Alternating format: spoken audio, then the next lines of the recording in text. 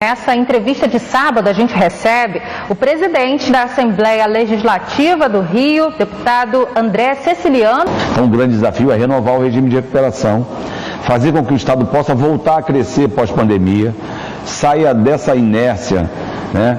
E é fundamental que os governos possam se entender, quer seja o federal, o estadual e mesmo o municipal. Porque, a exemplo de outros estados que têm problemas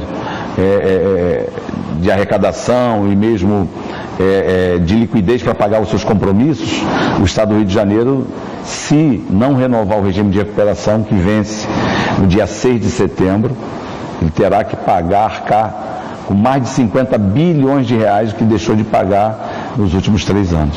A Assembleia vem realizando algumas reuniões, já fizemos algumas. A gente está pensando o Rio pós-pandemia, para que o Rio saia dessa dependência dos royalties. O que a gente sabe é que todo o setor de petróleo e gás, hoje, instalado no estado do Rio de Janeiro, essa indústria que o Brasil mais que importa 60% de tudo que consome, quer seja de equipamentos e serviços, essa indústria não está no Rio de Janeiro. Apesar do petróleo aqui, está aqui no Rio, como pré-sal, mais de 80% da produção do pré-sal, hoje é Rio de Janeiro. Então o petróleo está no Rio, é diferente de uma indústria como uma montadora de veículo, que pode se instalar no norte ou no sul.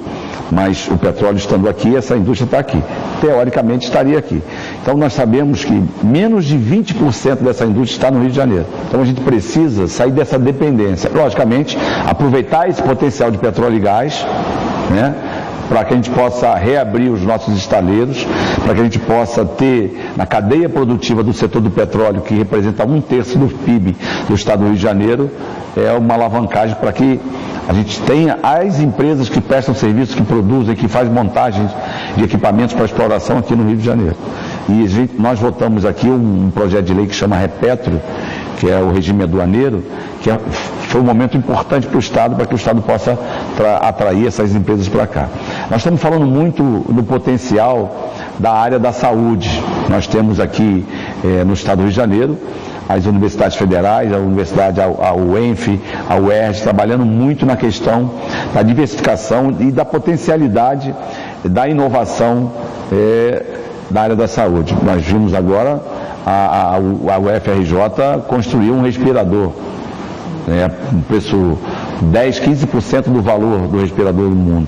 Nós sabemos que a Fiocruz desenvolve patentes de remédios, faz estudos importantes. Então nós temos essa área da saúde, de inovação em saúde, de construção de equipamentos e mesmo remédio, vacinas, um potencial imenso no estado do Rio de Janeiro. Temos também a questão da logística. É fundamental que a gente possa explorar as ferrovias, o Porto do Açu.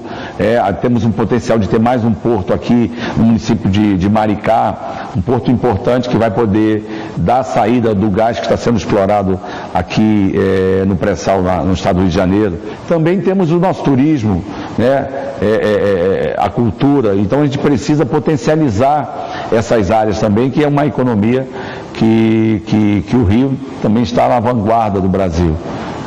Música, dança, teatro, essa indústria que é a cultura, integrada com o turismo e com a economia verde.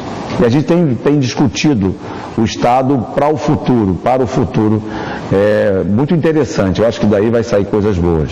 Falando agora sobre o processo de impeachment contra o governador do Rio, Wilson Witzel. É um processo que é delicado demais, afinal a gente está dentro de uma crise política, econômica e de uma crise sanitária também. Como que os deputados têm conseguido levar todo esse processo? Bem, primeiro a Assembleia para no dia 13 de março, é a primeira Assembleia do Brasil a parar. A gente faz uma readaptação e a gente consegue, já na primeira semana, a partir do dia 17 de março, fazer as sessões remotas, via Zoom. Também fomos a primeira Assembleia Legislativa do Brasil a fazer as sessões remotas.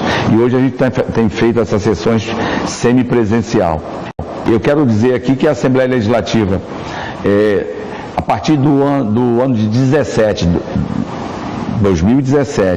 eu assumo interinamente a presidência em julho de 17. E aí eu era o segundo vice-presidente, o nosso querido Wagner Montes era o primeiro vice. O Wagner Montes, a cada 30 dias, pedia licença. Então eu fui presidente interino parte de 17, 18 e 19, aí sim, com uma nova eleição, com a eleição da mesa, me colocam como representante do parlamento. Então, em 2017, nós economizamos 315 milhões de reais no nosso orçamento. 2018, 358 milhões. 2019, 421 milhões de reais.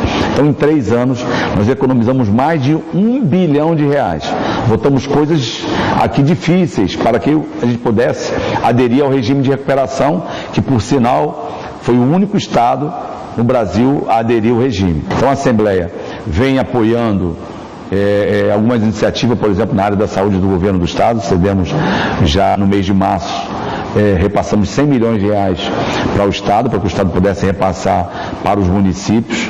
Nós estamos ajudando na confecção dos respiradores. Nós agora vamos ajudar na reconstrução do Museu Nacional com 20 milhões de reais. A Assembleia está doando 20 milhões.